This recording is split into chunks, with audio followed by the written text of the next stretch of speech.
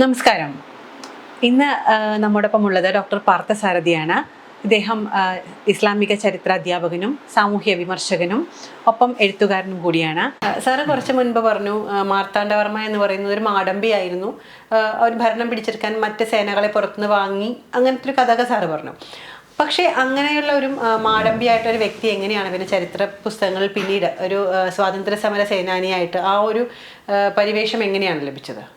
അതിൽ നമുക്ക് എടുത്തു പറയാവുന്നത് ഇതിലൊരു പ്രധാനപ്പെട്ട കാര്യമുണ്ട്. ഇപ്പോൾ ഈ ആറ്റിങ്ങൽ രാജ്ഞിയാണ് ശരിക്കും പറഞ്ഞ ആറ്റിങ്ങൽ 5 തെങ്ങിൽ ബ്രിട്ടീഷുകാർക്ക് ഒരു പണ്ടകശാല പണിയാൻ വേണ്ടിയുള്ള അനുവാദം കൊടുക്കുന്നത്. പിന്നീട് അതിൻ്റെ ഭാഗമായിട്ട് പിന്നെ ഉമയമ്മ റാണിയുടെ കാലഘട്ടത്തിലാണ്, പിന്നീട് 1677 കാലഘട്ടങ്ങളിലൊക്കെയാണ് ഉമയമ്മ റാണിയുടെ കാലഘട്ടം. ആ ഒരു കാലഘട്ടത്തിലാണ് അവർ കോട്ട കെട്ടാനുള്ള അവകാശം കൊടുക്കുന്നത്. അപ്പോൾ ഇതിൻ്റെയൊക്കെ ഭാഗമായിട്ട് പിന്നീട് ഈ 5 തെങ്ങിൽ നിലനിൽക്കുന്ന ആ കോട്ട അവിടുത്തെ നാട്ടുകാർ എതിർക്കുന്നുണ്ട്. ആ കോട്ടയ്ക്കെതിരെ അല്ലെങ്കിൽ ബ്രിട്ടീഷുകാർക്കെതിരെ എതിർപ്പുമായി വരുന്നു. അതിൻ്റെ ഭാഗമായിട്ട് കലാപം ഉണ്ടാകുന്നു. അതാണ് നമ്മൾ ചെറിയ ക്ലാസ്സുകളിലെല്ലാം പഠിക്കുന്ന ആറ്റിങ്ങൽ കലാപം എന്നറിയപ്പെടുന്നത്. വളരെ വളരെ മഹത്തരമായ ഒരു കലാപമായിട്ടാണ് നമ്മൾ അതിനെ രേഖപ്പെടുന്നത്. ഈ കലാപങ്ങൾ നടക്കുമ്പോൾ അവിടെ ഉണ്ടാകുന്ന ബ്രിട്ടീഷുകാർക്കുണ്ടായിരുന്ന അവരുടെ നഷ്ടങ്ങളുണ്ട്. ഈ നഷ്ടങ്ങളിൽ ശരിക്കും പറഞ്ഞിട്ടുണ്ടെങ്കിൽ ബ്രിട്ടീഷ് ഭരണകൂടം, ഈ പറയുന്ന തിരുവിതാംകൂർ ഭരണകൂടം അതിൽ വല്ലാതെ ദുഃഖിക്കുന്നുണ്ട്. അന്ന് മാർത്താണ്ഡവർമ്മ അധികാരത്തിലേക്ക് വന്നിട്ടില്ല. 21 നടക്കുന്നത്. ആ 21 മാർത്താണ്ഡവർമ്മയുടെ അമ്മാവനാണ് ഭരിക്കുന്നത്, രാമവർമ്മയാണ്.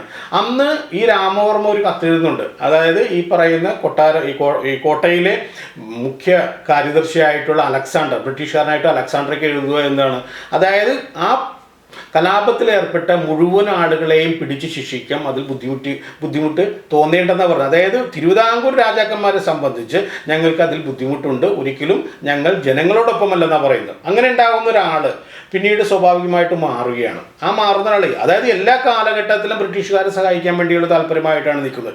സ്വാതന്ത്ര്യ സമര സേനാനി എന്ന രീതിയിൽ മാർത്താണ്ഡവർമ്മ കടന്നു വരുന്നത് ഡച്ചുകാരുമായി ബന്ധപ്പെട്ടാണ്. അതിൻ്റെ ഒരു കാര്യം എന്ന് പറയുന്നത് നമ്മൾ നേരത്തെ സൂചിപ്പിച്ച പോലെ തന്നെ ഇളയെടുത്ത് സ്വരൂപം എന്ന് പറയുന്ന ഒരു നാട്ടുരാജ്യം കീഴ്പ്പെടുത്തുന്നതിനെ പറ്റി പറയുന്നുണ്ട്. ആ ഇളയെടുത്ത് സ്വരൂപത്തെ രാജ്ഞി ആ കാലഘട്ടത്തിൽ മാർത്താണ്ഡവർമ്മയുടെ അതിക്രമത്തെ ഭയന്ന് കൊച്ചിയിലാണ് കയറുന്നത്. കൊച്ചിയിലെ ഡച്ച് കോട്ടയോട് ബന്ധപ്പെട്ടാണ് വരുന്നത്.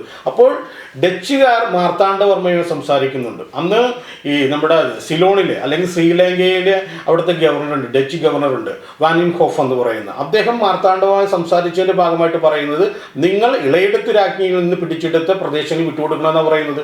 വിട്ടുകൊടുക്കണമെന്ന് പറയുമ്പോൾ മാർത്താണ്ഡവർമ്മ അതിനെ എതിർക്കുകയാണ്. സ്വാഭാവികമായിട്ടും ഡച്ചുകാർക്ക് മാർത്താണ്ഡവർമ്മയോട് ശത്രുത ഉണ്ടാകുന്നു.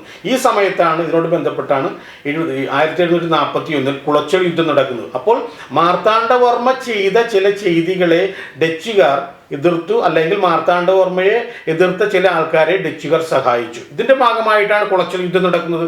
കുളച്ചൽ യുദ്ധം നടക്കുമ്പോൾ ഡച്ചുകാരെ പരാജയപ്പെടുത്തുന്നു. മാത്രമല്ല ഡച്ചുകാരെ പരാജയപ്പെടുത്തിയതിൻ്റെ ഭാഗമായിട്ട് പിന്നീട് എന്താ ചെയ്യുന്നത്, അവിടുത്തെ ഏറ്റവും പ്രധാനപ്പെട്ട ആളെ കൊണ്ടുവന്നിട്ടാണ് ഡിലനോയ് എന്ന് പറയുന്നത്. അതായത് വലിയ സേനാനിയായിട്ട് പിന്നീട് മാർത്താണ്ഡവർമ്മയോട് ബന്ധപ്പെട്ട് വരുന്ന വലിയ സേനാനിയായിട്ട് ഡിലനോയ് മാറുകയാണ്. അപ്പോൾ ഡച്ചുകാർ മാത്രമേ എതിർത്തിട്ടുള്ളൂ. ഫ്രഞ്ചുകാരോടും ഇംഗ്ലീഷുകാരോടും നിരന്തരം സമ്പർക്കം പുലർത്തുകയും ഇംഗ്ലീഷുകാരുടെ സാമന്തൻ എന്ന രീതിയിൽ അല്ലെങ്കിൽ ഇംഗ്ലീഷുകാരെ സഹായിക്കാനുള്ള ജീവിക്കുന്ന ഒരു യന്ത്രമായിട്ട് മാർത്താണ്ഡവർമ്മ മാറുകയായിരുന്നു. അതുകൊണ്ട് ഒരു സ്വാതന്ത്ര്യ സമരസേന എന്ന രീതിയിൽ നമുക്ക് ഒരിക്കലും മാർത്താണ്ഡവർമ്മയെ പറയാൻ പറ്റില്ല. പക്ഷെ പറഞ്ഞു വെക്കുന്നത് ഈ കാര്യത്തിലാണ്, ഈ പറയുന്ന ഡച്ചുകാരെ പരാജയപ്പെടുത്തിക്കൊണ്ടാണ്.